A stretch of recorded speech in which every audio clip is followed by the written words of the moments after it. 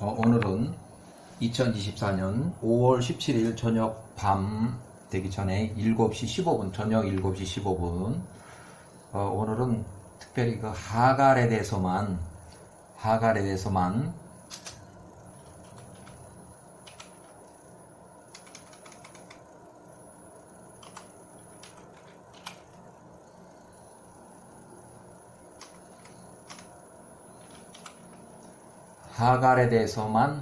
이야기를 하겠습니다. 하갈에 대해서만. 그 하갈에 대해 이야기를 하려면 우선 1871년 야훼의 명령으로 아브라함이 75세에 가나안으로 이주하는 영구 이주가 있었어요. 75세에 사레가 65세, 롯이 68세. 이때 너무 기근이 심해서 아브람 75세 가나안 세겜 땅 베델에 잠시 거주했다가 기근이 심해서 남쪽으로 계속 내려가 가지고 이집트까지 갔어요. 이집트 미스라임 나일강까지 내려가서 거기서 결국 이집트에 들어가서 1년 4개월을 살았다. 이집트 왕이 사레를 누이 동생으로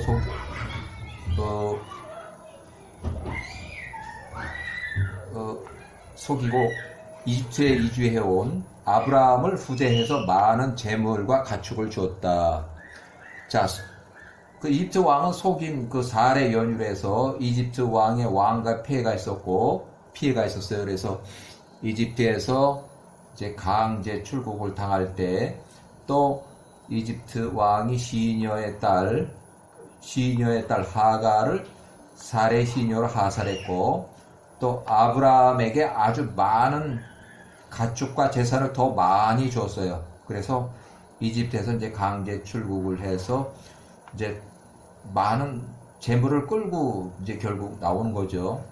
이때 파라오가 더 많은 소와 남종들과 여종들과 은과 금을 아브라함에 주었고, 그가 그에게 그의 아내 사레를 돌려주었다. 이렇게 훨씬 많은 부자가 됐고, 그 다음에 부자가 된 롯과 아브라함이 많은 가축과 재물을 이끌고 이집트에서 베델로 직접 복귀했는데, 결국 와서 보니까 초지가 부족해서 가나안 주변에 이렇게 들판에서 자꾸 이제 싸움을 하고 뭐 이렇게 하다 보니까 롯하고 이제 분리 결정을 해서 롯이 소돔과 고모라 지역으로 이주했고, 또 아브라함은 약 6개월 후에 밑으로 내려갔어요. 밑으로.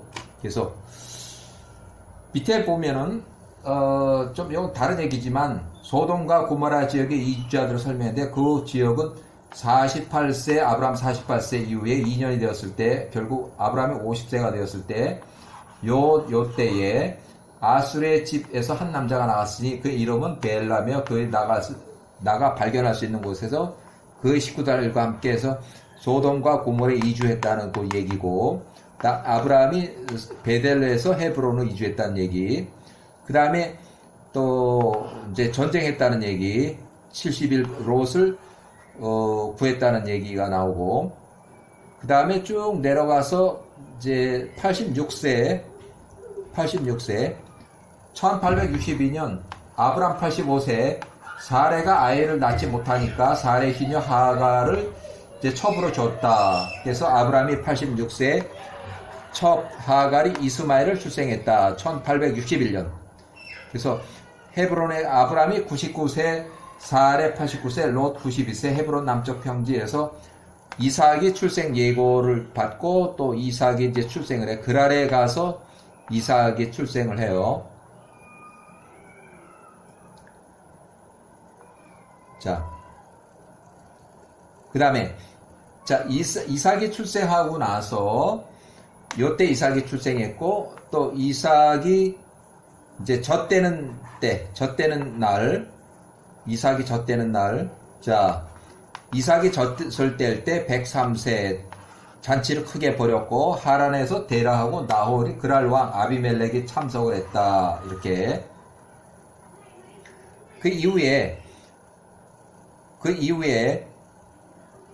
자, 1842년 그랄에서 브에세바로 언제 이주했는지 기록이 없지만, 그랄에 거주하는 동안에 이삭 출생했고, 이미 팔레스타인 땅으로 이주해서 아브라함이 105세, 이삭이 5살일 때 이삭을 화살로 쏴 죽이려 한 이스마엘은 이미 이스마엘이 19살이었을 때 이스마엘을 추방할 때요. 이때가 이스마엘을 추방할 때 그래서 아브람 105세, 사라 95세, 이삭이 5세, 이스마엘이 19세, 하갈이 39세에 이스마엘과 하갈을 집에서 내보냈다.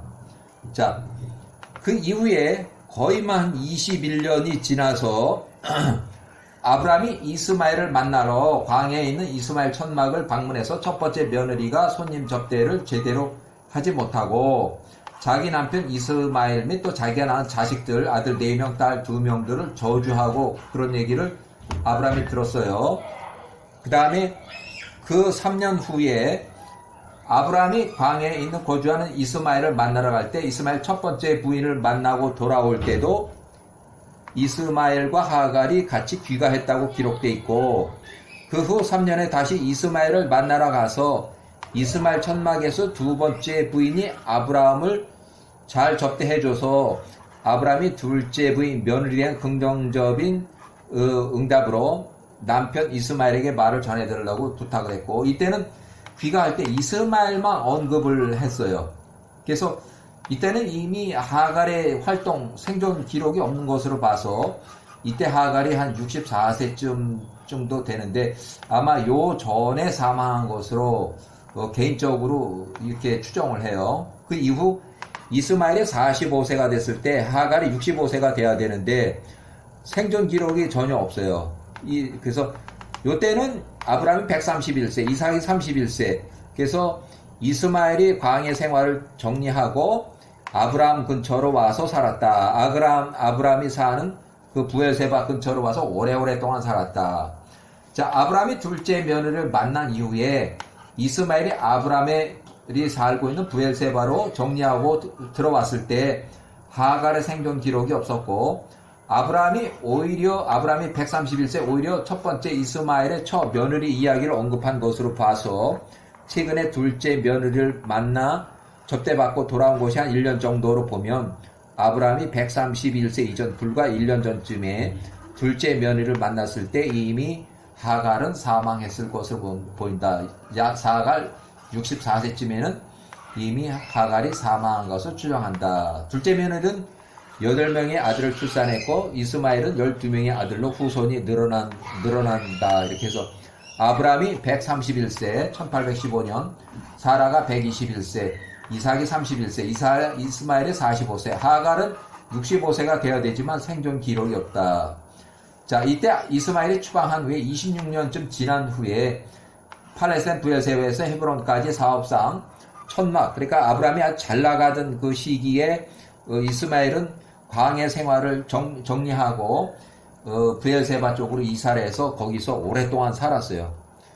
오랫동안.